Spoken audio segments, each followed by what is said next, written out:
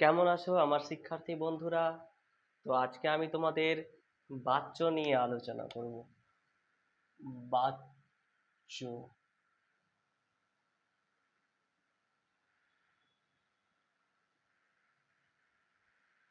দেখো, আমি এখানে দুটো উদাহরণ লিখছি।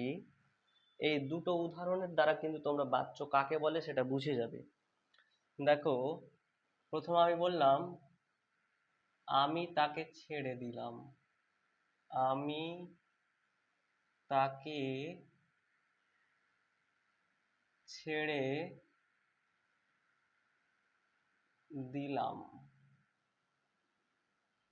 দিলাম, ঠিক আছে, আমি তাকে ছেড়ে দিলাম। আরেকটা বাক্য দেখো,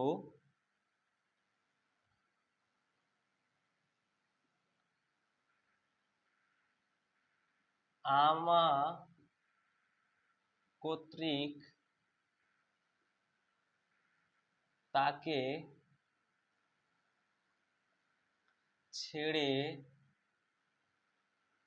দেওয়া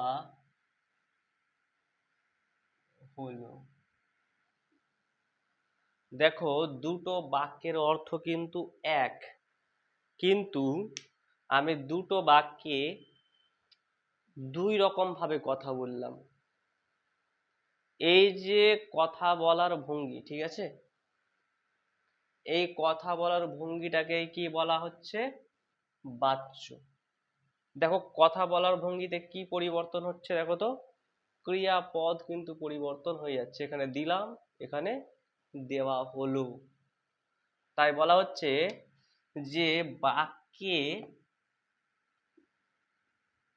ক্রিয়াপদের ক্রিয়াপদের নানান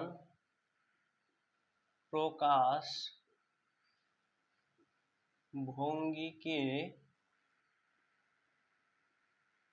বাচ্য বলে। বাচ্য বলে।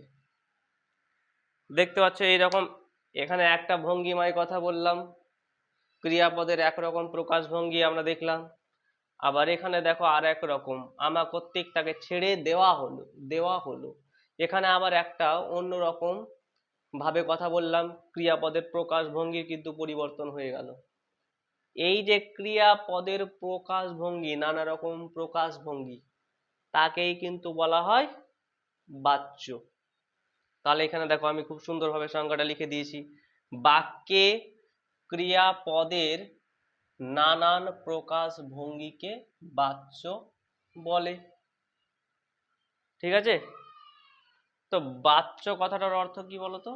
বাচ্য কথাটার অর্থ বচ যোগ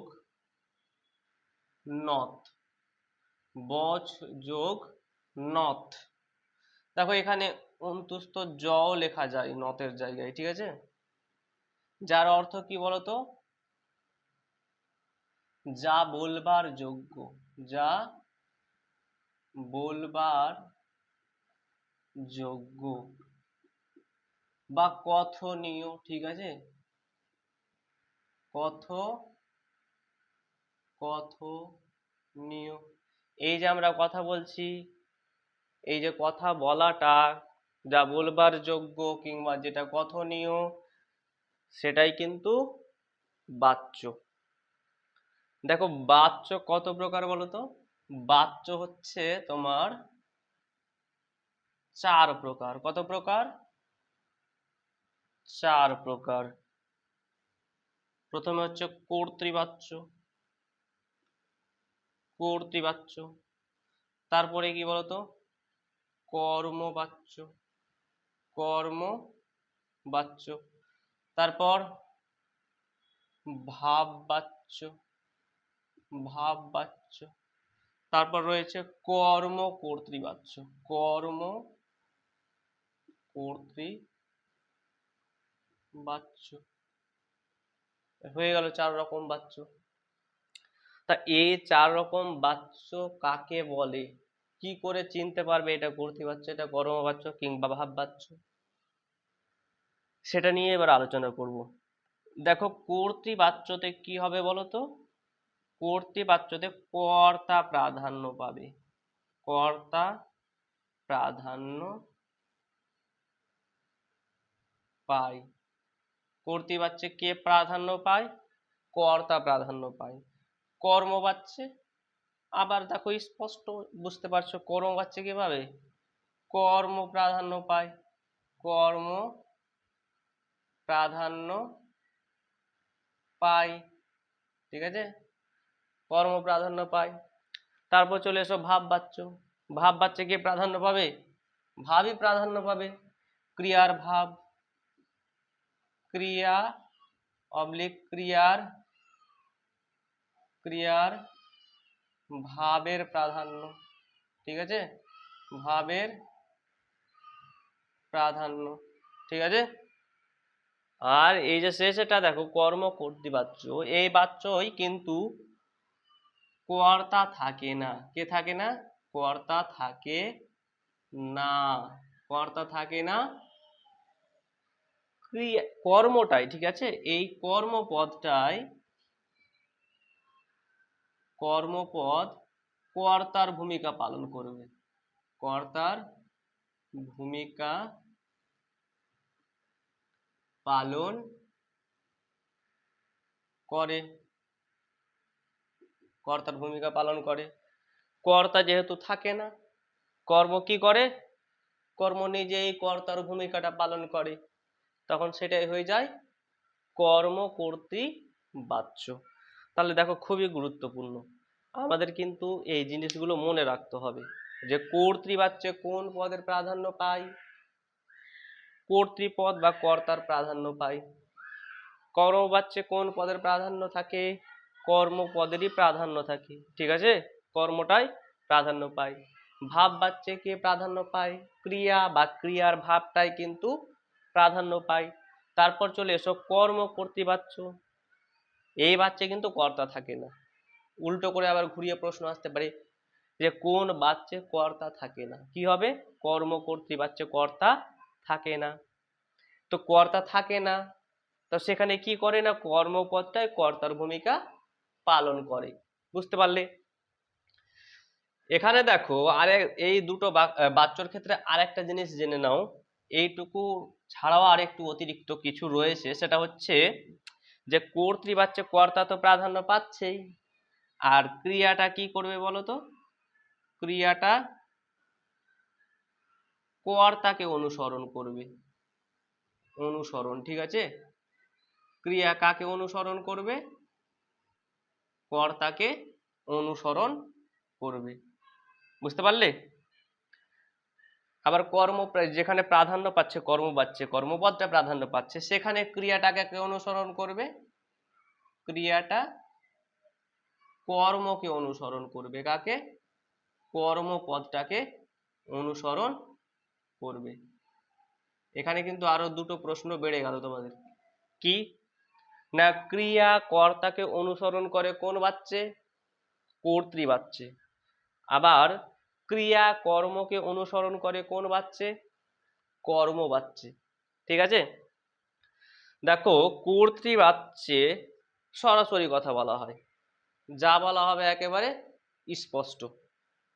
সেখানে কিন্তু আবার ভেঙে বা ঘুরিয়ে পেঁচিয়ে কথা বলা হয় না, যেটা বলা হবে সরাসরি। যেমন আমি এখানে দেখো লিখে রেখেছি আমি তাকে ছেড়ে দিলাম। দেখো এখানে কিন্তু আমি পরিষ্কারভাবে কথা বলছি, কোনো ঘুরিয়ে পেঁচিয়ে কথা বলছে না, কর্তা সরাসরি কথা বলছে।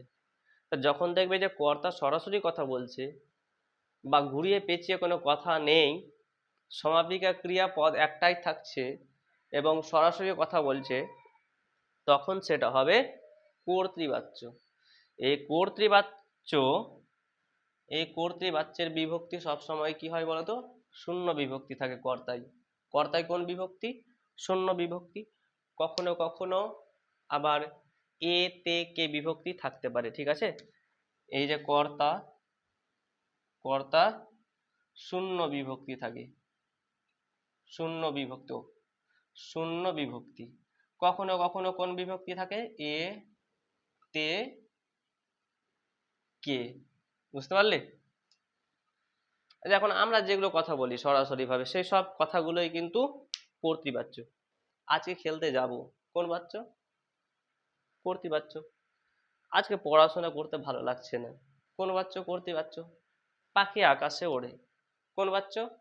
কর্তৃবাচ্য। সবই কর্তৃবাচ্য। সরাসরি যে কথাগুলো বলা হয় সব কথাগুলোই কিন্তু কর্তৃবাচ্য। এবার দেখো এখানে দেখো, এই কথাটাকে আমি কিন্তু ঘুরিয়ে বলেছি, আমা কর্তৃক তাকে ছেড়ে দেওয়া হলো। এই কথাটাই ছেড়ে দিলাম, এই কথাটাই কি বললাম? ছেড়ে দেওয়া হলো, ঘুরিয়ে বললাম। তখন এটা কি কর্তৃবাচ্য হবে? তখন এটা কিন্তু হয়ে গেল কর্মবাচ্য। তাহলে কর্মবাচ্যতে দেখবে এই যে দেখতে পাচ্ছ ক্রিয়াপদের পরিবর্তন, এখানে সরাসরি ক্রিয়াপদ ছিল, সমাপিকা ক্রিয়াপদ, এখানে দেখো যৌগিক ক্রিয়া, ঠিক আছে, ছেড়ে দেওয়া হলো, ঠিক আছে, দেওয়া হলো। এখানে দেখো আ, আর এখানে দেখো হ, এই যে আ প্রত্যয় আর হ ধাতু, আ প্রত্যয় এবং হ ধাতু বাংলার ক্ষেত্রে, ঠিক আছে। সংস্কৃতর ক্ষেত্রে প্রত্যয়টা কি হয়ে যায় বলো তো? কয়ে তয়ে, কয়ে তয়ে হয়ে যায়। তাহলে এই জায়গাটাতে এরকম দেখতে পাবে ক্রিয়াপদ, ঠিক আছে। মূল ক্রিয়াপদের সঙ্গে দেখবে আ প্রত্যয় যুক্ত করা থাকবে এবং এখানে একটা হ ধাতু যোগে শব্দ থাকবে ক্রিয়াপদ, তখন এই দুটো মিলে হয় যৌগিক ক্রিয়া। এটা দেখতে পাবে কোন বাচ্চে? কর্মবাচ্যে। তাছাড়াও কর্মবাচ্যে এই যে কর্তা, এই কর্তার পরে পরেই কিন্তু এই যে কর্তৃক, কর্তৃক এখানে দেখো লিখে দিই ব্যাপারটা, দ্বারা থাকতে পারে, দিয়া থাকতে পারে, কিংবা কর্তৃক থাকতে পারে, এই অনুসর্গগুলো কিন্তু থাকবে কর্তার পরেই, ঠিক আছে। কিংবা যদি বাংলার ক্ষেত্রে হয় তখন কিন্তু দ্বারা দিয়া থাকবে না, তখন সরাসরি কি থাকবে? র থাকতে পারে, এর থাকতে পারে, কিংবা কে থাকতে পারে, এগুলো থাকবে বাংলার ক্ষেত্রে। আর সংস্কৃত শব্দ দিয়ে যখন বাক্য গঠন করা হবে তখন দ্বারা দিয়া কর্তৃক অনুসর্গ থাকবে। আর এখানে তো যৌগিক ক্রিয়া থাকছেই। দেখো কর্তৃবাচ্য থেকে কর্মবাচ্য করে দিচ্ছি কেমন, আমি একটা কথা বলছি ধরে নাও, আজকে খেলতে যাব না, কর্তৃবাচ্য। তখন যাব নার জায়গায় কি হবে? যাওয়া হবে না, যাব না, যাওয়া হবে না। আজকে মাঠে অনেক পাখি বসেছিল, কিন্তু সবগুলো আমি দেখতে পাইনি। এই যে দেখতে পাইনি, ওই জায়গায় কি হয়ে যাবে বলো তো? দেখা হয়নি। আকাশে পাখি উড়ছে, পাখিদের ওড়া হচ্ছে, ঠিক আছে। তো এগুলো কি বলতো? উড়ছে, ওড়া হচ্ছে, খাচ্ছি, খাওয়া হচ্ছে, যাচ্ছি, যাওয়া হচ্ছে, রাঁধছি, রাধা হচ্ছে, সবগুলোই কিন্তু দেখো কর্তৃবাচ্য থেকে কর্মবাচ্যে রূপান্তরিত হয়ে যাচ্ছে। তারপরে দেখো ভাববাচ্য, এখানে দেখো ক্রিয়ার ভাবটাই প্রাধান্য পাচ্ছে, ক্রিয়ার ভাবটাই প্রাধান্য পাচ্ছে। এখানে যেমন কর্মপদটা প্রাধান্য পেয়েছিল, ঠিক আছে, তাকে ছেড়ে দেওয়া হয়েছিল, কাকে? তাকে। এখানে দেখো ক্রিয়ার ভাবটাই প্রাধান্য পাবে, ভাব বাচ্চে কিন্তু প্রধানত কর্ম থাকে না। এখানে যেমন কর্ম থাকে এবং কর্মপদটারই প্রাধান্য থাকে, এখানে কিন্তু কর্ম থাকে না, এখানে কর্ম থাকে না। বাকিটা প্রায় মিলে যাবে, বাকিটা মিলে যাবে, কিন্তু এই দ্বারা দিয়া কর্তৃক এই অনুসর্গগুলো যোগে থাকে না, র এর কে এই বিভক্তি যোগে থাকবে বাক্যটা। বাকিটা সমস্তটা মিলে যাবে, শুধু দেখবে যে কর্ম আছে কি নেই। কর্ম যদি থাকে তাহলে কর্মবাচ্য হয়ে যাবে, আর কর্ম যদি না থাকে তাহলে কি হবে? ভাববাচ্য হবে, ভাববাচ্য হয়ে যাবে। যেমন খাচ্ছি, আমি খাচ্ছি, আমি খাচ্ছি, এটা সরাসরি কথা বললাম, আমি খাচ্ছি। এবার এখানে আমির জায়গায় আমার হয়ে গেল, ঠিক আছে, এই যে দেখো র চলে এলো, এই র।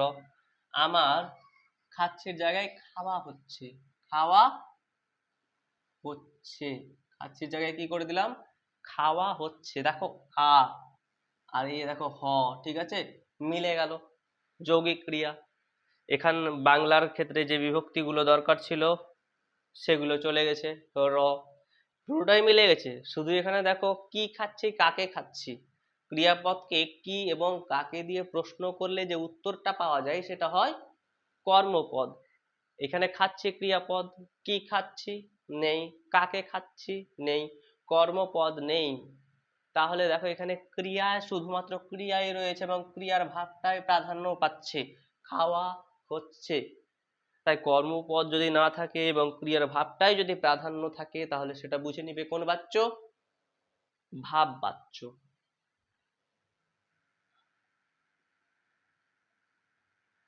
ধরে নাও আহ, আমি পড়ছি, কি পড়ছি, পড়ছির জায়গায় কি হচ্ছে হবে, পড়া হচ্ছে, পড়া হচ্ছে। এরকম, ঠিক আছে। তারপর দেখো কর্ম কর্তৃবাচ্য। দেখো যে বাচ্চা কর্তা থাকে না, কর্মপদটাই কর্তার ভূমিকা পালন করবে। কর্মপদটা যেমন মনে হবে যে কাজ করছে এরকম মনে হবে, তখন সেটা হবে কর্ম কর্তৃবাচ্য। ধরে নাও শঙ্খ বাজছে, শঙ্খ বাজছে।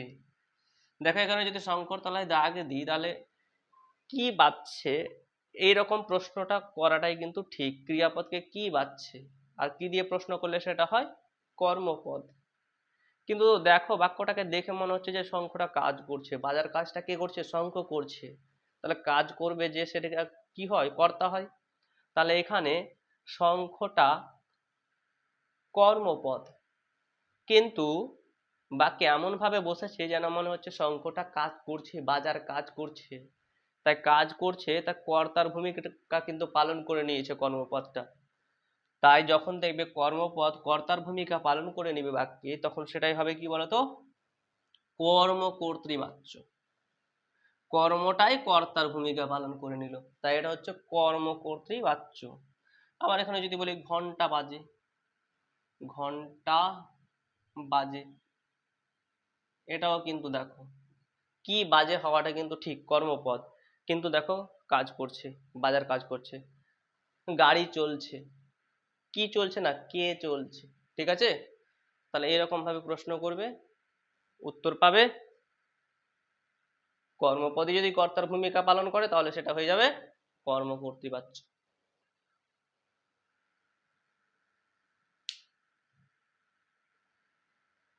তা একবার আমি পুরোটা বলে দিই।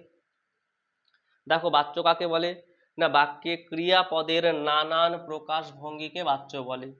বাচ্য কথার অর্থ কি, মানে ব্যুৎপত্তিগত অর্থ কি, বচ যোগ নথ অন্তস্থ জ দিয়েও হয়ে যায়, যার অর্থ হচ্ছে বলবার যোগ্য বা কথনীয়। বাচ্য কয় প্রকার, চার প্রকার, কর্তৃবাচ্য, কর্মবাচ্য, ভাববাচ্য, কর্মকর্তৃবাচ্য। কর্তৃবাচ্য কাকে বলে, যে বাচ্য কর্তা প্রাধান্য পায় এবং ক্রিয়া কর্তাকে অনুসরণ করে তাকে বলা হয় কর্তৃবাচ্য। কর্মবাচ্য কাকে বলে, যে বাচ্চে কর্মপদ প্রাধান্য পায় এবং ক্রিয়া কাকে অনুসরণ করে, কর্মকে অনুসরণ করে তাকে বলা হয় কর্মবাচ্য। ভাববাচ্য কাকে বলে, যেখানে ক্রিয়া বা ক্রিয়ার ভাবটাই প্রাধান্য পায় সেই বাচ্চটাকে বলা হয় ভাববাচ্য, এই বাচ্চা কর্ম কিন্তু থাকে না।